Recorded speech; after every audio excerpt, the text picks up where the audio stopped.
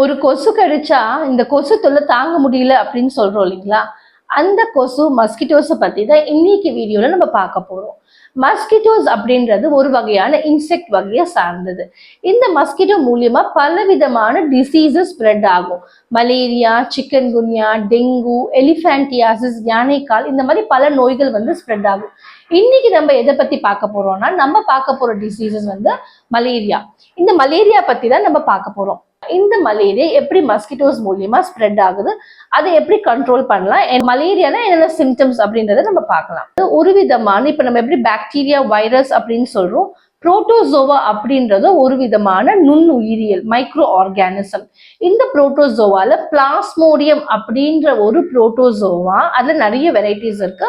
Plasmodium அப்படின்ற ஒரு genus இந்த மஸ்கிட்டோவை பாதிக்கும் போது, இந்த மஸ்கிட்டோ இன்ஃபெக்ட் ஆகும் போது, இந்த இன்ஃபெக்டட் மஸ்கிட்டோ இந்த பிளாஸ்மோடியமால பாதிக்கப்படுற அந்த பட்சத்துல இந்த பிளாஸ்மோடியம் அந்த மஸ்கிட்டோ உடம்புல நிறைய பரிமாற்றம் பண்ணும்.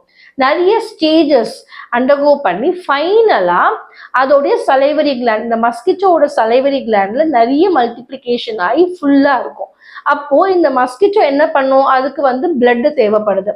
அப்போ இந்த பிளட்டை சக் பண்ணும் போது இந்த வாயில வச்சிருக்கிற இந்த புரோட்டோசோவன், அதாவது இந்த பிளாஸ்மோடியம் நிறைய உற்பத்தி ஆயிருக்கு இல்லையா, இந்த பிளாஸ்மோடியம் தன்னுடைய மவுத் பகுதி, இந்த மவுத்தை வந்து ப்ரொபோசிஸ் அப்படின்னு சொல்லுவாங்க. இந்த ப்ரொபோசிஸ் மூலியமா நம்ம ஸ்கின்ல ஒரு ஓட்டை போட்டு வாயில இருக்கு பார்த்தீங்களா, இந்த பிளாஸ்மோடியம் மல்டிப்ளை ஆன பிளாஸ்மோடியம் உள்ள இன்ஜெக்ட் பண்ணும். இந்த இன்ஜெக்ட் பண்ணிட்டு நம்ம அதுக்கு பதிலாக நம்ம பிளட்டை வந்து இந்த மஸ்கிட்டோ வந்து சக் பண்ணும். இப்படிதான் ஒரு மஸ்கிட்டோ ஒரு பர்சனை இன்ஃபெக்ட் பண்ணுது. இன்ஃபெக்ட் பண்றது வந்து அது ஆல்ரெடி ஒரு இன்ஃபெக்டட் மஸ்கிட்டோவா இருந்தாதான் ஒரு பர்சனை இன்ஃபெக்டட் பண்ண முடியும். ஒரு பர்சன் டு இன்னொரு பர்சன் இன்ஃபெக்ஷன் வந்து இந்த மஸ்கிட்டோ மூலியமா இப்படிதாங்க நடக்குது. அதுல ஃபீமேல் மஸ்கிட்டோ, அனோஃபலஸ் மஸ்கிட்டோ, இந்த மஸ்கிட்டோட வெரைட்டி இருக்கு இல்லைங்களா, அதுல அனோஃபலஸ் அப்படின்ற மஸ்கிட்டோ மூலியமா இந்த மலேரியா ஸ்ப்ரெட் ஆகுது. மஸ்கிட்டோலயும் நிறைய வெரைட்டி இருக்கு, அதுல அனோஃபலஸ் என்ற ஒரு மஸ்கிட்டோ மூலியமா இந்த மலேரியா ஸ்ப்ரெட் ஆகுது.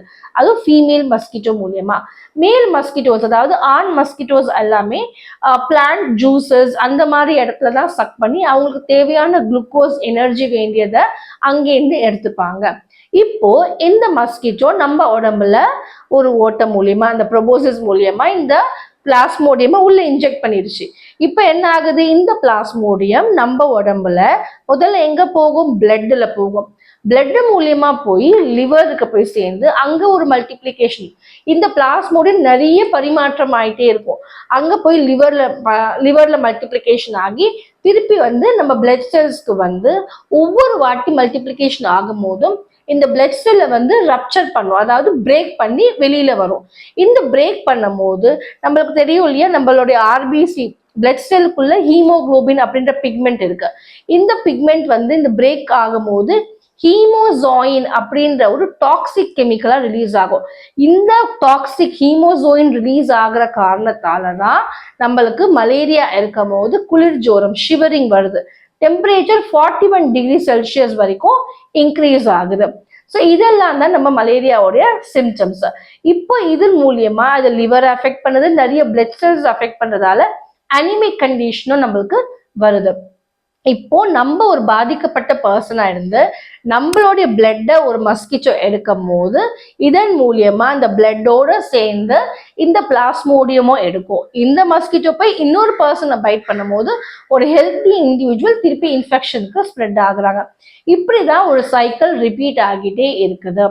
இப்போ இதை எப்படி நம்ம ப்ரிவென்ட் பண்ணலாம், எங்கெல்லாம் மஸ்கிட்டோ வந்து ப்ரீட் ஆகுதோ, அதாவது தேங்கின தண்ணீர் இந்த மாதிரி இடங்கள்லாம் வந்து நம்ம ப்ரிவென்ட் பண்ணலாம். அது மட்டும் இல்லாம ஜன்னல்கள், மஸ்கிட்டோ நெட்ஸ் யூஸ் பண்றது, மஸ்கிட்டோ ரெப்பலன்ஸ் யூஸ் பண்றது, இந்த மாதிரி பண்ணும்போது நம்ம வந்து மஸ்கிட்டோடைய என்ட்ரி அதன் மூலியமா கொசு கடி இல்லாம நம்ம தடுக்கலாம். பாக்டீரியா, வைரஸ் இதெல்லாமே வந்து சின்ன விதமான மைக்ரோ ஆர்கானிசம், சைஸ்ல ரொம்ப சின்னதா இருக்கிற மைக்ரோ ஆர்கானிசம். இப்போ பிளாஸ்மோடியம் பாத்தீங்கன்னா அது ஒரு காம்ப்ளெக்சிட்டி வேற, அது நம்ம ஹோஸ்ட் செல், நம்மளுடைய செல்லை வந்து அட்டாக் பண்ற விதம் வேற. அதுக்கான வேக்சின்ஸ் வந்து கொஞ்சம் காம்ப்ளெக்ஸான ஒரு விஷயம். இருந்துமே WHO ரெக்கமெண்டேஷன் மூலியமா 2 வேக்சின்ஸ் வந்து இருக்கு. இந்த 2 வேக்சின்ஸ் வந்து சேஃப், யூஸ் பண்றதுக்கு சேஃப் அப்படின்னு சொல்லியிருக்காங்க. லார்ஜ் ஸ்கேல்ல வந்து யூஸ் பண்ணலாம் அப்படின்னு சொல்லியிருக்கிறாங்க. நம்ம சுற்று வட்டாரத்தை ஹைஜீனா வச்சுக்கிறது மூலமா மஸ்கிட்டோ பிரீட் ஆகுறதுலேருந்தும் நம்ம கொசுக்கடியிலேருந்தும் நம்மளை தடுத்துக்கலாம்.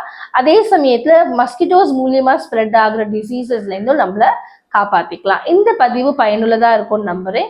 இன்னொரு பதிவுல சந்திக்கலாம். நன்றி.